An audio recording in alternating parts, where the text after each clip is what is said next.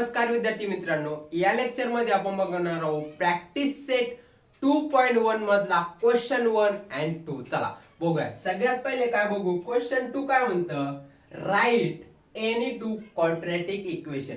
त्यांनी सांगितलं कोणते पण दोन क्वाड्रॅटिक इक्वेशन लिहा.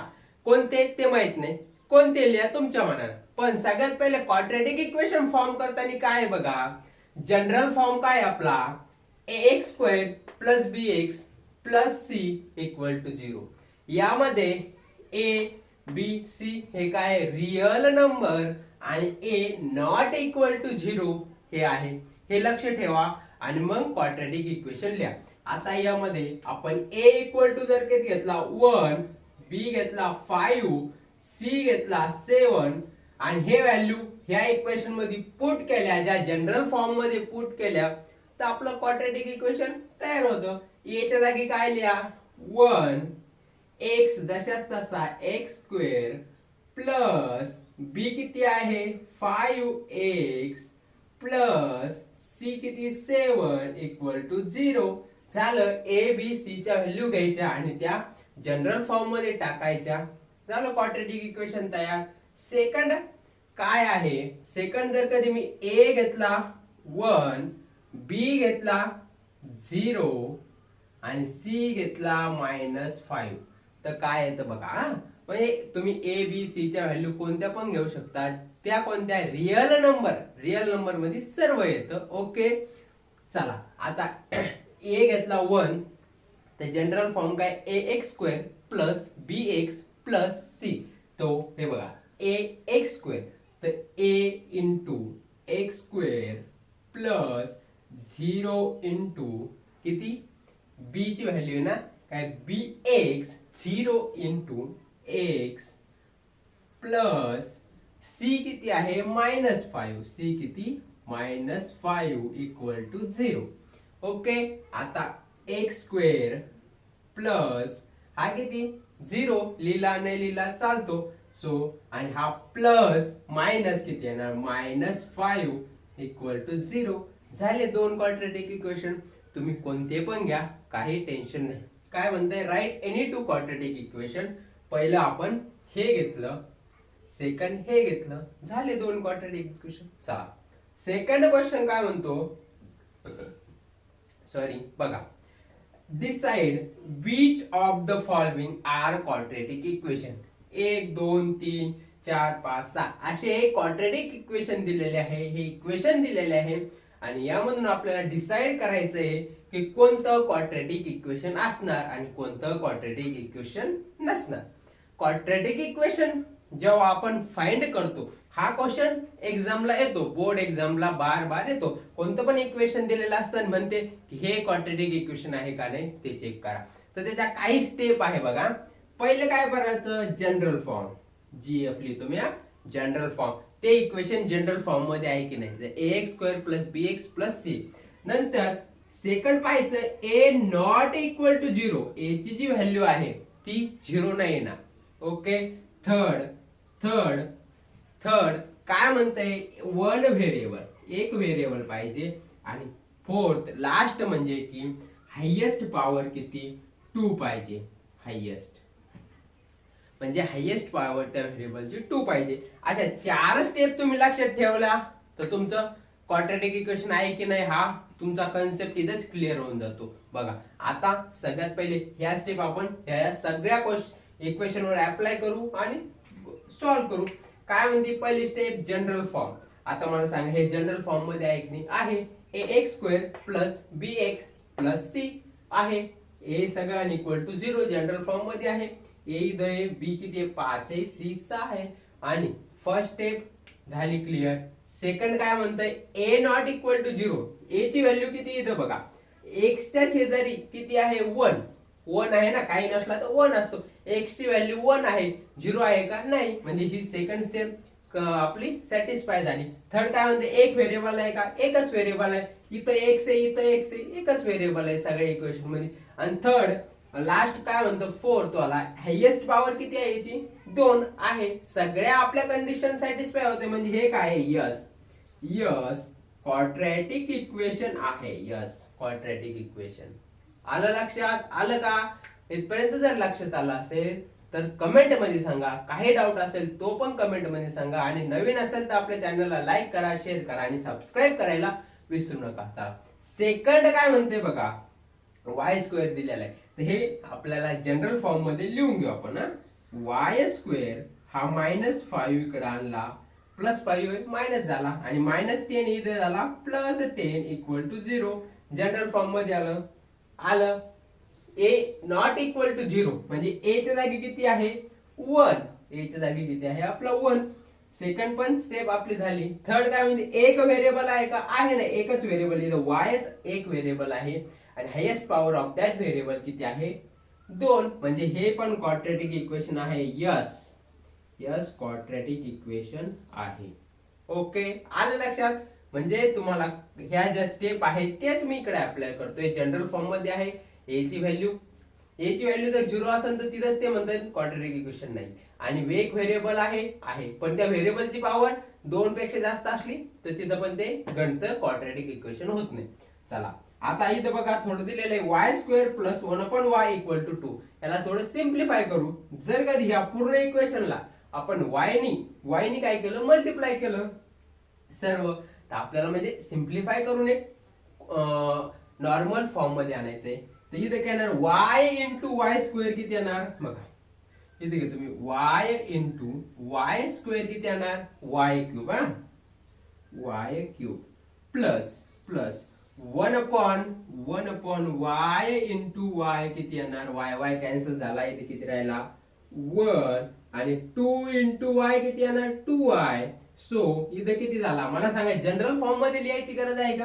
तर लिहितो मी y³ - 2y + 1 = 0. आता जनरल फॉर्म मध्ये आहे का? आहे. पण a = 1 आहे, नॉट इक्वल टू 0. ती पण कंडिशन सॅटिस्फाय होती. थर्ड कंडिशन काय म्हणते, किती व्हेरिएबल आहे 1, yच व्हेरिएबल आहे 1. आणि लास्ट कंडिशन काय म्हणते, हायेस्ट पॉवर किती पाहिजे 2. पण इथे हायेस्ट पॉवर किती आहे 3.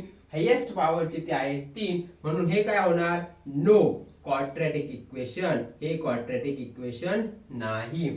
ह्यापैकी काय, ह्या 4 कंडिशन पैकी एक पण कंडिशन फेल झाली तर ते क्वाड्रॅटिक इक्वेशन होणार नाही. ओके, आणि सगळ्याच्या सगळ्या कंडिशन सॅटिस्फाय झाल्या तरच ते क्वाड्रॅटिक इक्वेशन होणार. एक पण कंडिशन गणली ते क्वाड्रॅटिक इक्वेशन होणार नाही. एवढे लक्षात आलं? चला इथपर्यंत झालं. चला आता चौथं. इथं बघा, इथं पण काय दिलंय x + 1/x = -2. याला पण आपण नॉर्मल फॉर्म मध्ये घेऊ. नॉर्मल फॉर्म मध्ये हा x आपल्याला कॅन्सल करायचा असेल तर काय करावं लागेल, संपूर्ण इक्वेशनला जर कधी x नी आपण मल्टिप्लाय केलं तिथं हा x कॅन्सल होऊन जाईल. चला बघा आता x × x किती येणार x². x × x plus 1/x × x = -2 × x. बघा हा x किती झाला x². हा x कॅन्सल झाला +1 आणि हा किती झाला -2x. ओके, आता त्याला जनरल फॉर्म मध्ये घ्या. x² प्लस हा -2x इकडे आले +2x + 1 = 0. मला सांगा जनरल फॉर्म मध्ये आहे का? आहे. त्याच्यानंतर a not equal to 0. a ची व्हॅल्यू किती आहे इथं 1 म्हणजे ते 0 नाही. म्हणजे ही पण कंडिशन सॅटिस्फाय झाली. थर्ड 1 व्हेरिएबल आहे का? एकच व्हेरिएबल आहे. इथं एक्सच दिसतोय मला, दुसरा व्हेरिएबल आहे का? जसं की इथं x आहे, इथं y आहे, इथं अमकाय नाही, एकच आहे, सगळीकडे एक्सच आहे. हो, म्हणजे थर्ड कंडिशन सॅटिस्फाय. फोर्थ काय म्हणतंय, हायेस्ट पॉवर जो व्हेरिएबल आहे याच्यामध्ये 2 आहे का? आहे ना. हायेस्ट पॉवर किती आहे x² म्हणजेच x च्या डोक्यावर 2 हायेस्ट आहे. म्हणून सगळ्या कंडिशन सॅटिस्फाय झाल्यावर हे काय आहे, यस क्वाड्रॅटिक इक्वेशन आहे. यस क्वाड्रॅटिक इक्वेशन आहे. ओके, चला फिफ्थ काय म्हणते, सॉल्व करा. m + 2 m - 5 दिलेला आहे. हा m × पहिले काय करायचं, ब्रॅकेट सॉल्व करताना हा m नी सेकंड ब्रॅकेटला मल्टिप्लाय करायचं, मग 2 नी सेकंड ब्रॅकेटला मल्टिप्लाय करायचं. चला m × m किती येणार m². m × -5 किती येणार -5m. आता प्लस 2 इंटू एम किती येणार प्लस 2m प्लस 2 इंटू -5 किती येणार प्लस इंटू -10. ओके आता सांगा m स्क्वेअर इक्वल टू इथं 0. आता -5m प्लस 2m इथे किती राहिला -3m -10 इक्वल टू 0. आता मला सांगा इथं किती आहे जनरल फॉर्म मध्ये आहे का आहे. त्याच्यानंतर एक व्हेरिएबल आहे ना आहे.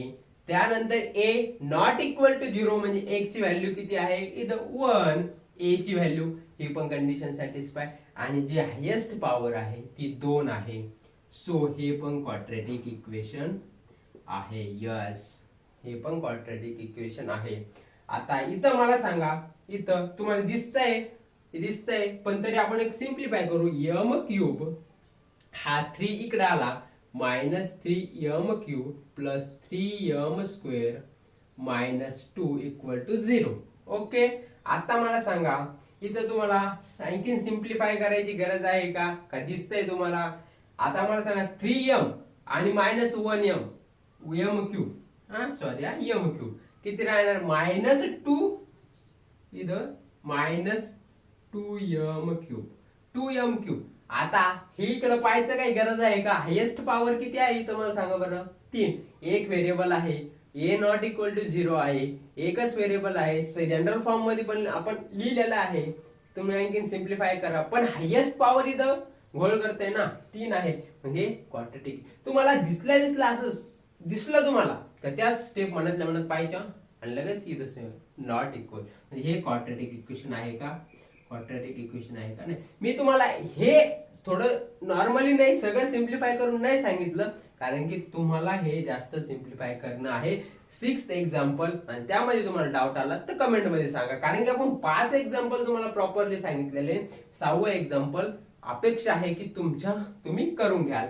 ह्या स्टेप ह्या काय आहे ह्या ज्या स्टेप आहे ह्या बुकमार्क म्हणजेच प्रॉपरली लिहून ठेवा.